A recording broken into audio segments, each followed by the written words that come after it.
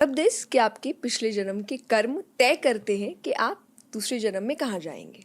Okay तो इसीलिए कई बार लोग कहते हैं ना कि उनको जब पता नहीं होता है कि उनके साथ क्या हो रहा है, जो गलत होता है, और उनको ऐसा लग रहा है हमने तो ऐसे कोई एक्शन अभी नहीं किए, तो यही कहते हैं कि प्रारब्ध चल रहे हैं, कि मैंने शायद उस जन्म में कुछ गलती की होगी जिसकी सज़ा मुझे उस वक्त नहीं मिल पाई, यहाँ मिल रही है, तो उसको प्रारब्ध कहते हैं, पिछले जन्म के कर्म।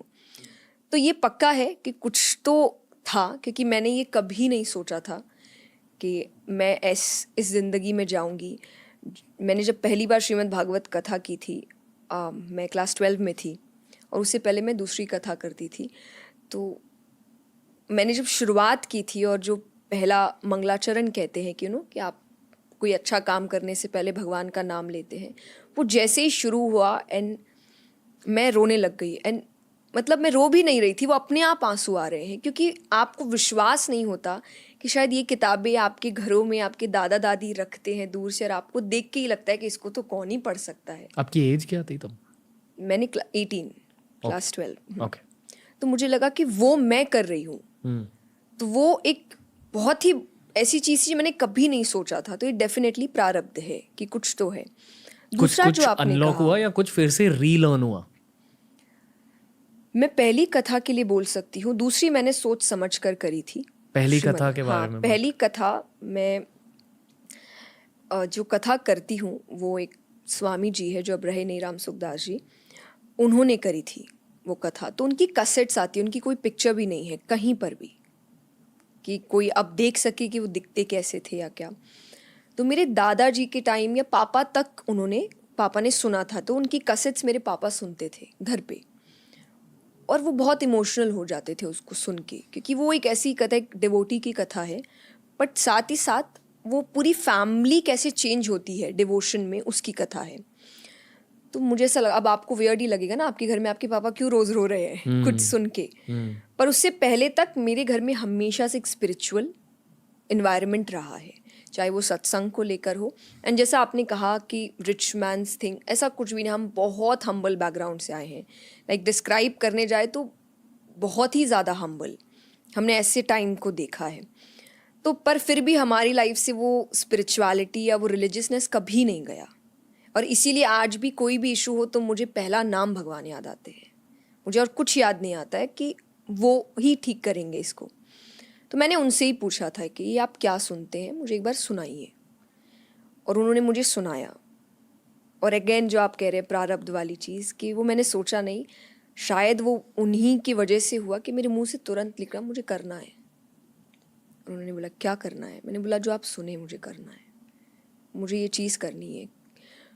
और उस वक्त मुझे नहीं समझ आया, पर मुझे फिर 2 साल लगे उसको तैयार करने में, और फिर मुझे लगा कि मैंने क्या चूज़ कर लिया इसमें। तो और इतनी छोटी age, I think I was 12 और समथिंग। और तैयार करने में मतलब मैंने, आपको कथा पढ़नी पड़ती है, आपको कथा समझनी पड़ती है, ओके और आपको कई एग्जाम्पल्स जोड़ने पड़ते हैं, तो उसके लिए आपको और कई चीज़ें पढ़नी, और डिवोटीज़ की कथा सुननी पड़ती है, समझनी पड़ती है। उसमें मुझे 2 साल लगे थे उसको तैयार करने में। उसे स्टार्ट करने का पहला स्टेप क्या होता है?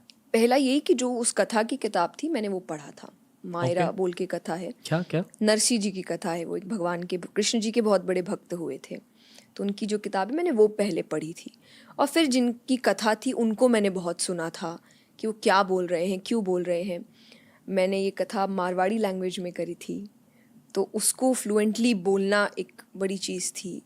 तो मुझे ऐसा लगता है कि उस वक्त जब आपको पता नहीं होता है कि काम क्या होता है, कथाएं क्या होती है, अगर तब मैं बोल रही हूँ कि मुझे करना है, तो ये पुरानी चीज़ है, ये अभी की नहीं है। ये चाहते हैं कि मैं इस रास्ते पर जाऊँ। कहते हैं कि कोई कोई किताबों में स्पिरिचुअल पावर होती है, जैसे कि हैरी पॉटर में दिखाया गया कि किताब में एक स्पेल होती है और उस स्पेल के इफेक्ट्स आप में आ जाते हैं। पर 400 पॉडकास्ट किए, अब पहली बार कोई ऐसा मिल रहा है जो कथा के बारे में बता रहा है। मैंने ये शब्द भी शायद इतना नहीं सुना है। मेरे अकॉर्डिंग कथा मतलब स्टोरीज है, पर क्या होते हैं, मतलब ये कुछ स्पिरिचुअल नॉलेज होती है इनमें? से आपने श्रीमद् भागवत पढ़ी है?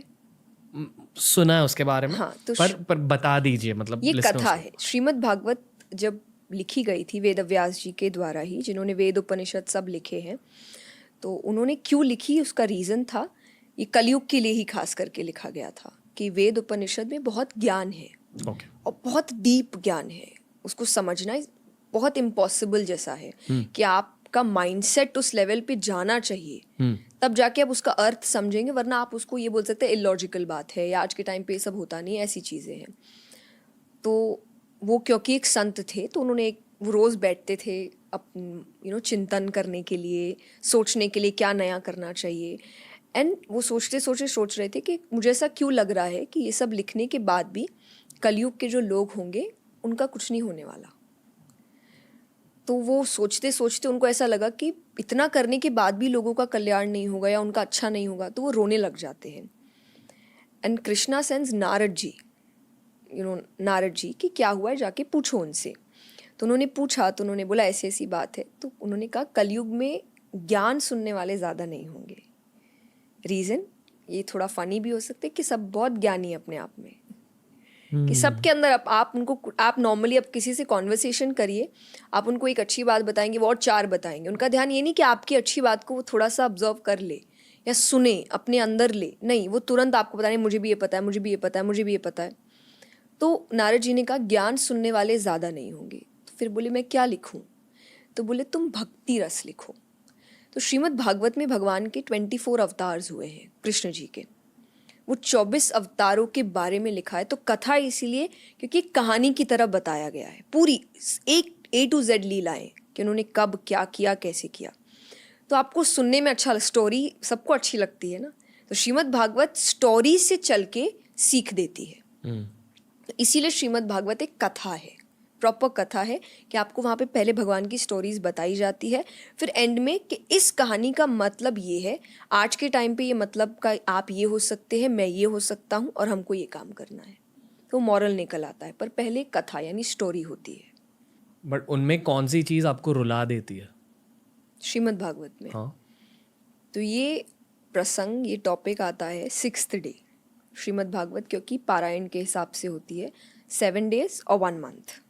ओके आप ऐसे ही कर सकते हैं, आप ना कम ज़्यादा नहीं कर सकते। और किसी को पढ़ाने की ज़रूरत होती है एज इन, और एक गुरु चाहिए तो होता है? कोई भी, वो तो आप कोई भी स्पिरिचुअल बुक अगर ले रहे हैं, आप डेफिनेटली एक गुरु रखिए या मेंटोर रखिए, या जिनको थोड़ा उस किताब के बारे में या उस शिक्षा ज्ञान के बारे में थोड़ा नॉलेज है, या उनका दिमागी स्तर थोड़ा आपसे ऊंचा है, तो वो आपको वो चीज़ समझा सकते हैं। ये गीता जी में भी है कि जब उन्होंने अर्जुन से, भगवान ने कहा कि सच को समझो, एंड पहला स्टेप ही सच को समझने का है, गेट अ स्पिरिचुअल मास्टर।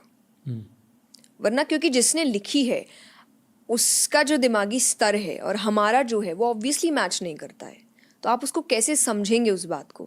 तो कोई तो आपसे ज़्यादा समझदार या आपसे ज़्यादा इंटेलेक्चुअल होना चाहिए जो उस बात को समझ सके। तो ये तो फर्स्ट स्टेप है कोई भी स्पिरिचुअल किताब को पढ़ने